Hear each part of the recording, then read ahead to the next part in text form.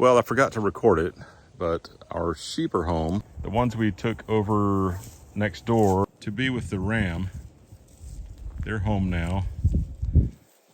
And they have been reunited with their babies. But it's kind of weird. The babies didn't go running to the moms.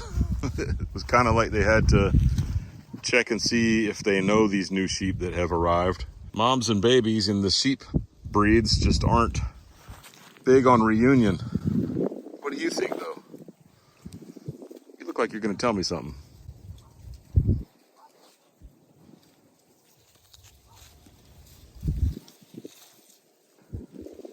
They're back home again,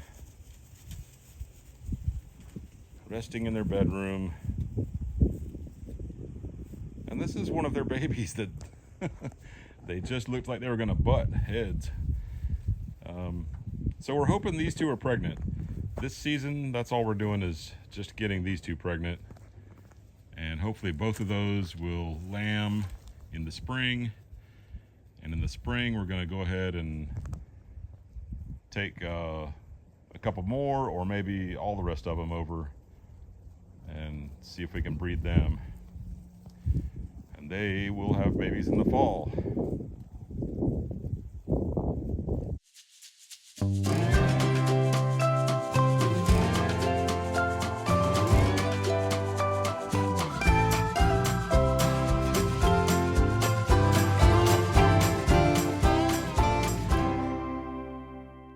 Looks like the mushrooms turned a little bit yellow while they were drying. But they do, like most things, just kind of crush up. I hope this woolly worm is not telling the truth, because a black woolly worm means a harsh winter. We have had a little bit of a harsh winter, and it's not even winter yet. So I hope it settles down. Okay, now it's the second day, and they are hanging around together. So this one is this one's baby, and this one is this one's baby. So kind of hanging out together now. I doubt if you heard it in the previous video without me saying anything. Where is that airplane? I guess it went behind the trees now. But you might have heard that engine of that airplane die off. And hopefully you can hear it again now. The reason it did that is because the local airport, I guess, teaches pilot lessons, and they're constantly coming out here and killing the engine and then recovering the engine. There's so little rain the past couple of months. The ground just, it's like all the grass is either, well, it's not dead, but I guess it's dormant. And there's just not, this time of year, there should still be a little bit of grass they can eat. So they're just really digging into that hay. And that's the first time I've ever seen them crowd around the hay that way. So that's why I'm taking a short video and looking at what they're doing. Visiting a store that has the strangest customers of all the stores in the world. So these limes were 88 cents, and now they're 25. Or were they 38? Here's an interesting example.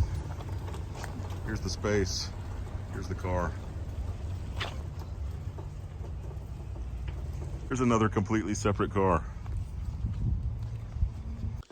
I'm not saying that I'm the best at parking, especially with our big truck. I have trouble parking sometimes. Well, here's an unusual predicament. I'm driving to take my trash to the dump, and I go by my neighbor's house, and nobody's coming to the door or anything. I guess he was burning some leaves in his backyard, and this brush behind his house over here must have caught fire.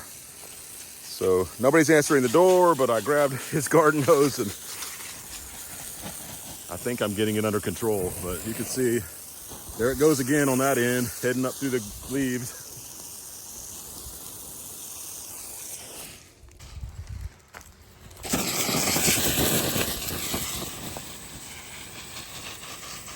I think he just pulled up, so maybe I can talk to him now. So the neighbor says he wanted to set the hill on fire and burn up his leaves. But I didn't want this whole hill to burn, and he wasn't anywhere around. Couldn't find him anywhere.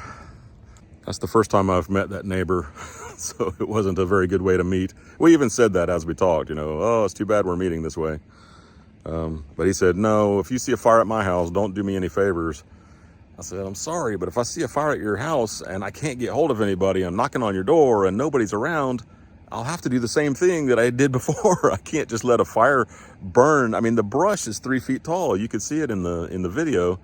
I can't just let that burn. So it turned out not to be such a terrific situation, like I said, of meeting him. So anyway, it was the right thing to do, but it was a very awkward situation.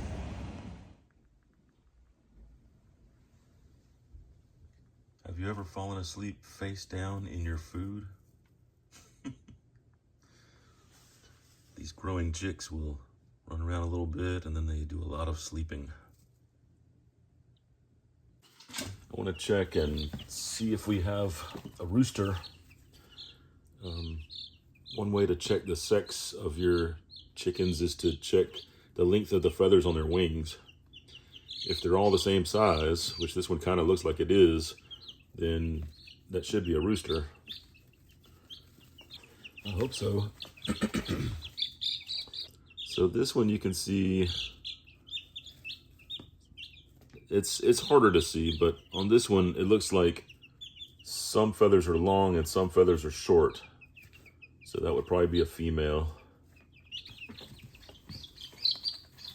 But I know I found one. Yeah, this one clearly has feathers one length and feathers another length. So this is a hen.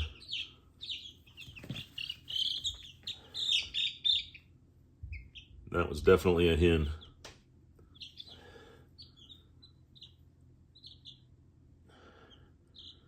And it looks like another hen, I think. Yes, some are this length and some are this length.